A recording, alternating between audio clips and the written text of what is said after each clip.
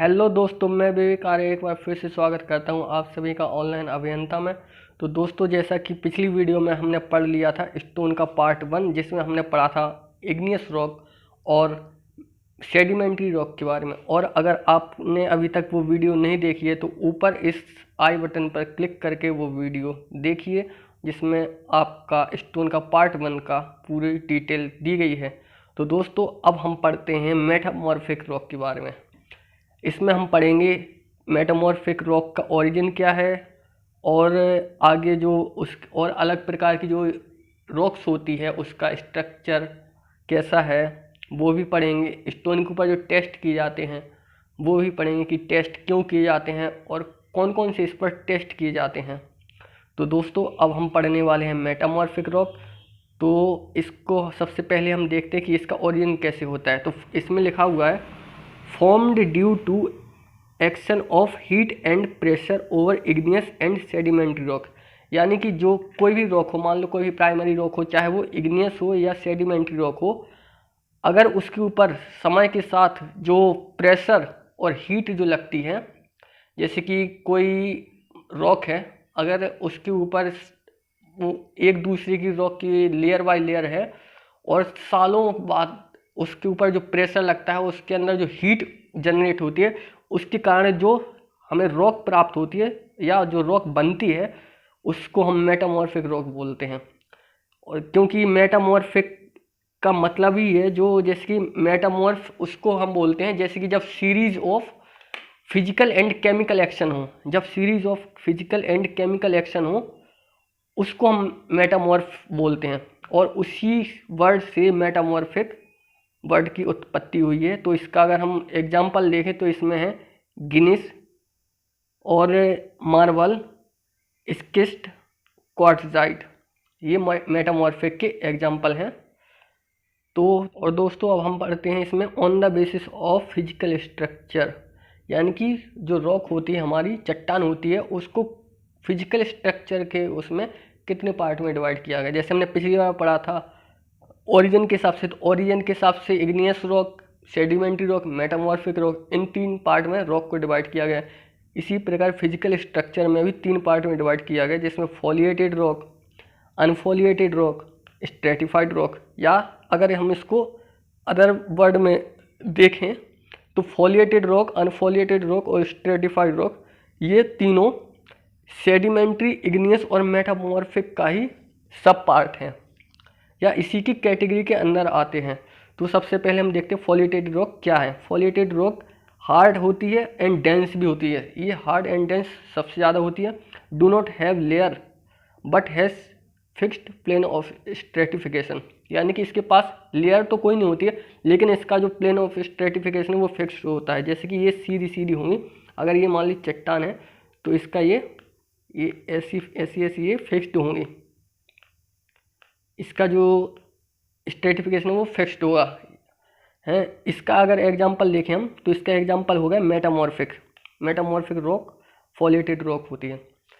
और अगर हम देखें अनफॉलिएटेड रॉक, अनफॉलिएटेड रॉक होती है वेरी हार्ड एंड डेंस।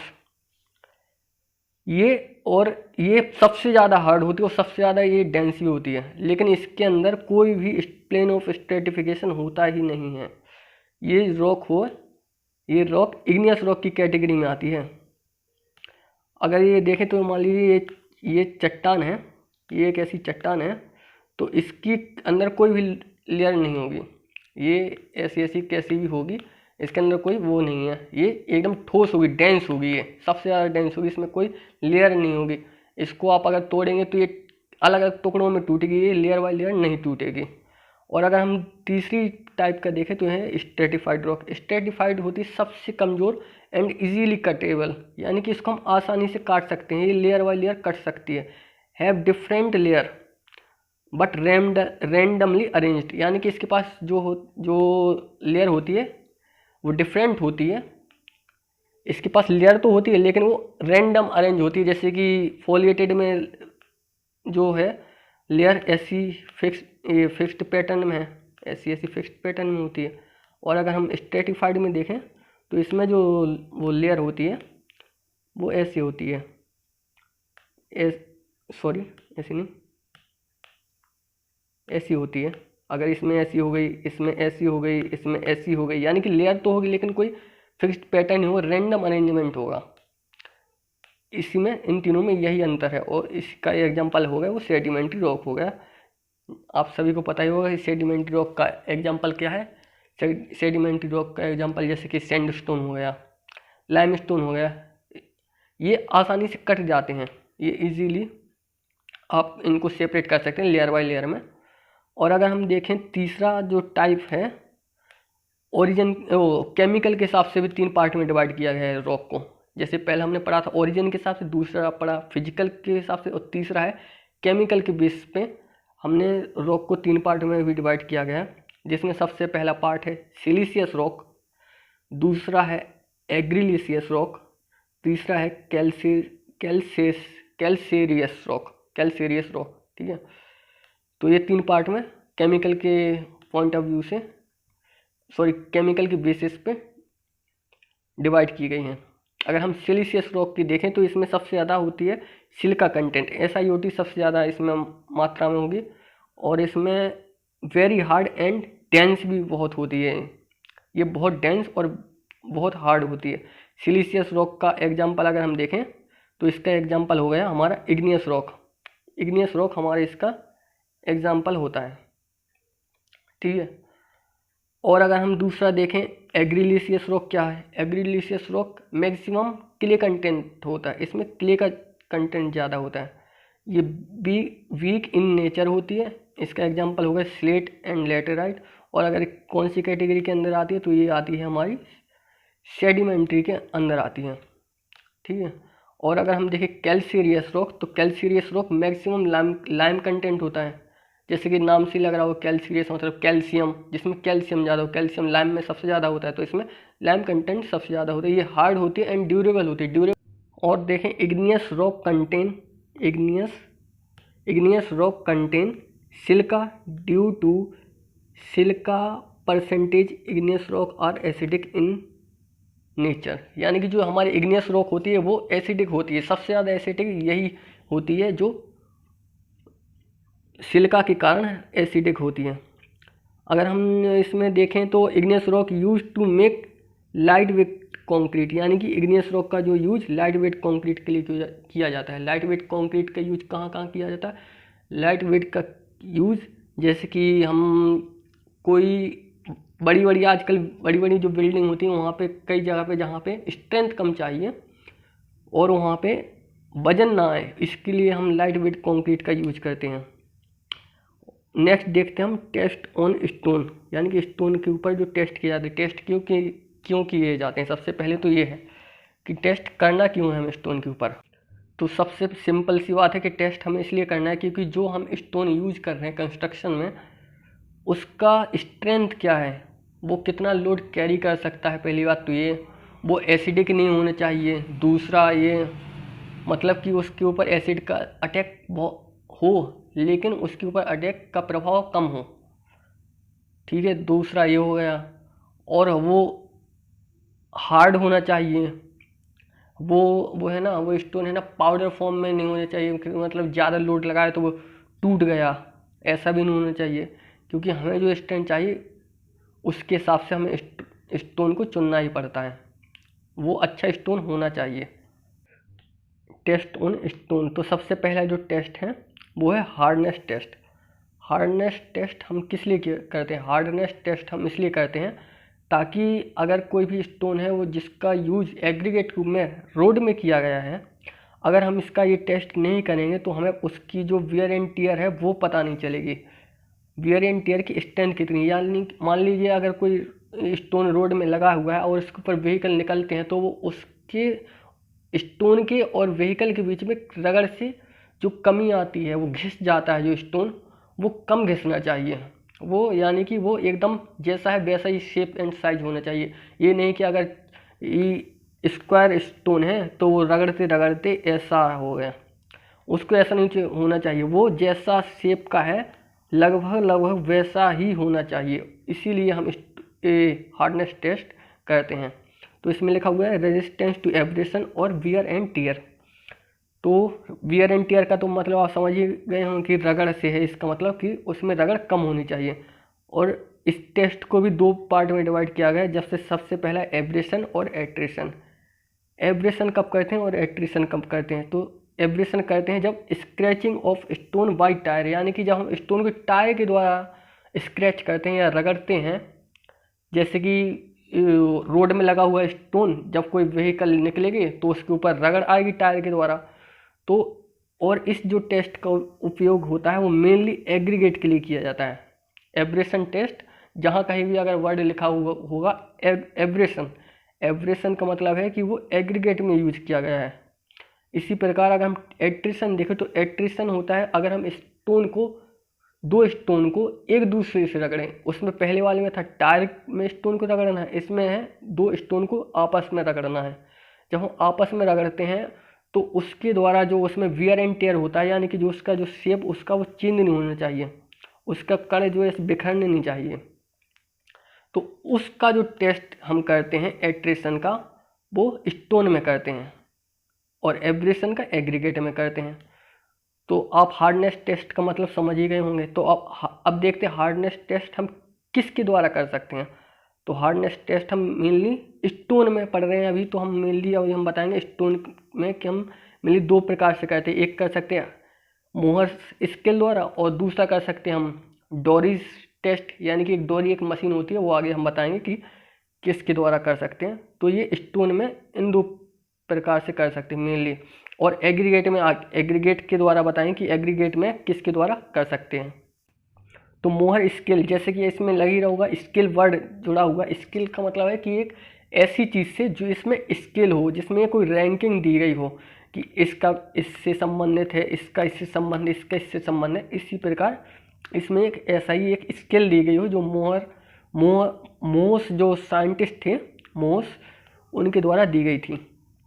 तो इसमें used for find out hardness of stone which range between 1 to 10, यानी कि 1 से लेकर 10 तक जो रेंज दी गई हुई है स्केल में, उसके आधार पर हम इसका टेस्ट करते हैं। On the basis of scratching of stone by iron nail, thumb nail और नाइफ, यानी कि अगर हम स्टोन को हम आयरन नेल या नाखून से या चाकू से स्क्रैच करेंगे तो उसके बेसिस पर हमने स्टोन को कितने पार्ट में डिवाइड किया गया, यानी कि कितना वो स्क्रैच हो रहा है।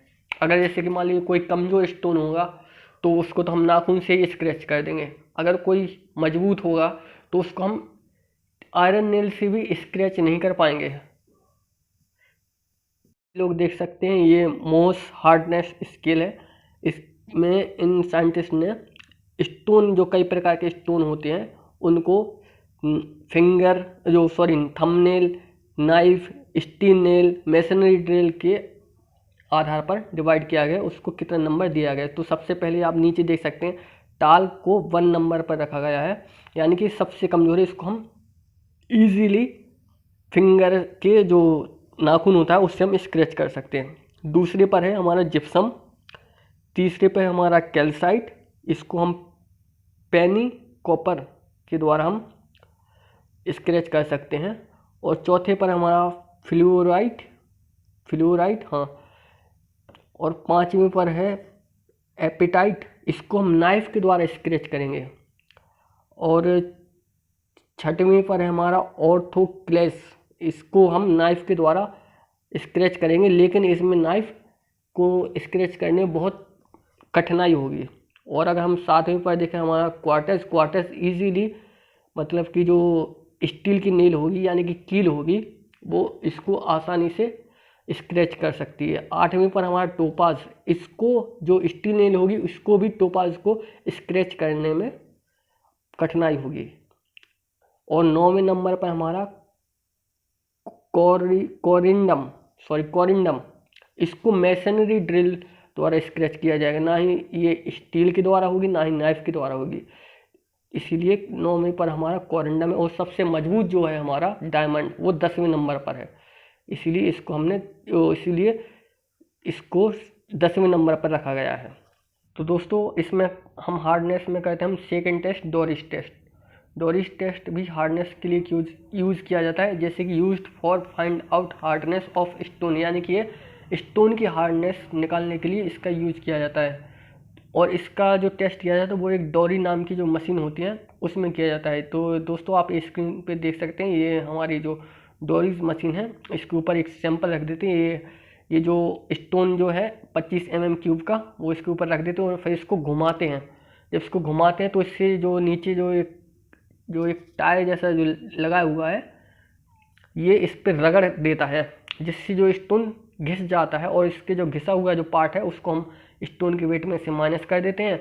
और जो वो पार्ट होता है उसको हम देख लेते हैं, अगर वो कम होगा उसके वेट के हिसाब से अनुपात देख के, तो कम होगा तो हम समझ जाएंगे कि इसकी जो हार्डनेस है वो ज़्यादा है। अगर ज़्यादा वो घिस गया तो हम समझ जाएंगे कि इसकी हार्डनेस कम है। तो इसी प्रकार हम इसमें टेस्ट करते हैं। अब देखते हैं इसका टेस्ट। इसमें लेते हैं हम 25 mm क्यूब का क्यूब, इसकी यानी कि क्यूब की जो स्टोन की जो क्यूब की जो लंबाई 25 mm, चौड़ाई 25 mm और ऊंचाई 25 mm होनी चाहिए। After kept in oven for drawing, यानी कि उसके बाद हम जो सैंपल होता है जो क्यूब, उसको हम सूखने के लिए ओवन में रख देते हैं और फिर उसका हम वेट ले लेते हैं W1 ग्राम। उसका हमने W1 वेट ले लिया। फिर उसको हम क्या करते हैं, उसको जो सैंपल होता है उसको हम डोरी मशीन में रखते हैं, जो हमने दिखाई थी वो मशीन में रखते हैं हम, और फिर उसको रोटेट करते हैं। जो नीचे जो हिस्सा होता है उसको हम रोटेट करते हैं 28 से 30 RPM पर, और रेवोल्यूशन देते हैं उसको 1000 से 1500 रेवोल्यूशन। अब RPM और रेवोल्यूशन में अंतर हम बता दें। RPM का मतलब होता है रोटेट पर मिनट, यानी कि वो कितनी मिनट में घूम रहा है। जैसे कि जो सीलिंग फैन होती है वो RPM होती है, उसमें वो एक ही जगह पर रुक कर वो घूमती रहती है, उसको हम RPM में काउंट करते हैं। और रेवोल्यूशन बोलते हैं उसको, जैसे कि आप मंदिर के जो परिक्रमा करते हैं, जैसे कि मंदिर है तो इसके चारों बगल जो परिक्रमा करते हैं उसको हम रेवोल्यूशन बोलते हैं। तो इसी प्रकार इसमें लिखा हुआ है कि 28 से 30 RPM पर हम इसको रोटेट करते हैं और फिर 1000 से 1500 रेवोल्यूशन देते हैं, ठीक है। एंड उसके बाद क्या करते हैं, हम उसको बंद कर देते हैं मशीन को, और हम जो हमारा जो घिस गया है जो पार्ट, जो छोटे छोटे टुकड़ों में मिला है, उसको हम लेते हैं, उसको हम W1 वेट मान लेते हैं, और जो स्टोन का जो वेट है और जो घिसा हुआ वेट है उसको स्टोन के वेट में से माइनस कर देते हैं। तो जो हमें प्राप्त होता है उसको हम बोलते हैं, या लॉस इन वेट जो हमें प्राप्त होता है उसको हम बोलते हैं known as coefficient of hardness, यानी कि वो कोफिशिएंट ऑफ हार्डनेस बोल कहलाता है। और वो कोफिशिएंट ऑफ हार्डनेस होता है वो हार्डनेस के डायरेक्टली प्रोपोर्शनल होता है, यानी कि अगर हमारा हार्डनेस ज़्यादा होगी तो हमारा कोफिशिएंट ऑफ हार्डनेस भी ज़्यादा होगी। अगर वो स्टोन का जो घिसा हुआ पार्ट अगर वो ज़्यादा मात्रा में निकला है तो इसका मतलब ये है कि जो हमारी हार्डनेस है स्टोन की वो कम है, और जिससे हम उस स्टोन को कंस्ट्रक्शन में यूज़ नहीं करेंगे। अगर हार्डनेस ज़्यादा है तो उसको हम कंस्ट्रक्शन में इजीली यूज़ कर लेंगे। तो दोस्तों अब आगे हम पढ़ेंगे कि जो स्टोन के बाकी टेस्ट हैं, जैसे कि उसमें वाटर, आगे हम पढ़ेंगे जैसे कि वाटर एब्जॉर्प्शन टेस्ट है, ठीक है, और एसिड टेस्ट है, वो भी हम स्टोन के ऊपर पढ़ेंगे। तो आगे की वीडियो में देखेंगे आप, और जुड़े रहिए ऑनलाइन अभियंता के साथ। के लिए क्वेश्चन है कि जो हमारा जो ग्रेनाइट स्टोन होता है वो इसको हम कहाँ यूज़ करते हैं मेनली। तो अगर आपको इसका आंसर पता है तो इसका आंसर कमेंट सेक्शन में ज़रूर लिखें। अगर आपको ये वीडियो पसंद आई तो इसे लाइक, शेयर एंड कमेंट्स और सब्सक्राइब करके ज़रूर जाएं। धन्यवाद।